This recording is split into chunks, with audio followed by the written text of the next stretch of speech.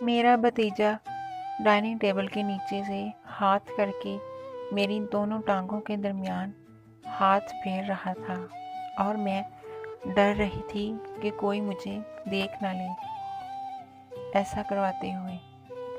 جب میں بیاہ کے آئی تو میرے گھر میں میری جیٹھ جٹھانی اور ان کا بیٹا رہتا تھا۔ ان کا بیٹا 21 سال کا تھا۔ وہ پہلے تو مجھ سے بہت شرماتا تھا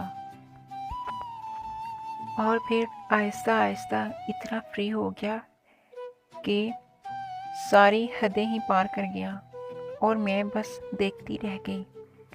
وہ جب بھی میرے کمرے میں آتا تو آ کر کبھی میرے رسگلے پکڑ لیتا اور کبھی تو میری بلاؤز کھینچ دیتا، لیکن میں یہ سب باتوں کو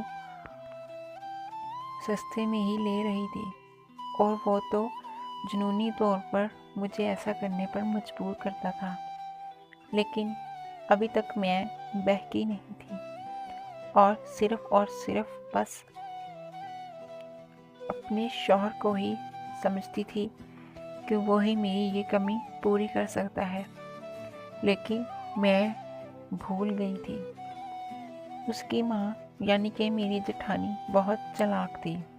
وہ اپنے بیٹے پر غور کرتی تھی،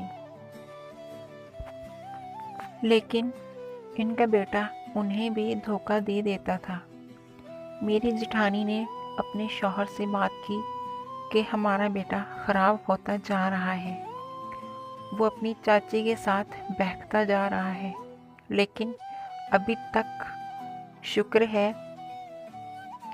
اس کی چاچی نے کوئی کمال نہیں دکھایا۔ اور پھر میری جٹھانی نے اپنے شوہر سے یہ بھی کہا کہ اگر آپ چاہتے ہیں کہ کوئی بھی کام نہ بگڑے تو اس سے پہلے حسن کی شادی کروا دو۔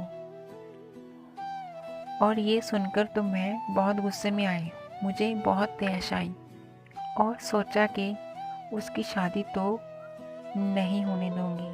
ابھی تک تو میں نے شریف بننے میں ہی گزار دی، لیکن اب تو بس میں اس کے جسم کا ذائقہ چکھ کے ہی رہوں گی اور مجھے اس سے کوئی نہیں روک سکتا۔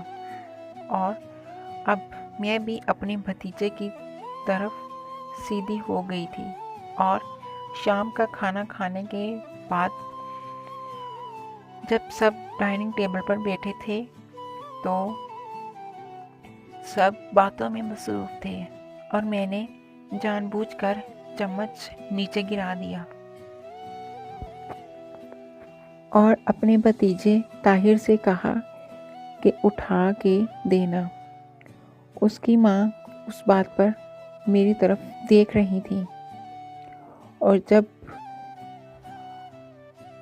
طاہر جو کہ میرا جیٹھ ہے اس نے حسن سے کہا کہ حسن بیٹا اپنی چاچی کو نیچے سے چمچ تو اٹھا دو۔ جب حسن نیچے سے چمچ اٹھانے لگا تو وہ میری طرف دیکھ رہے تھے سب لوگ، لیکن میں نے کچھ ظاہر نہیں کیا۔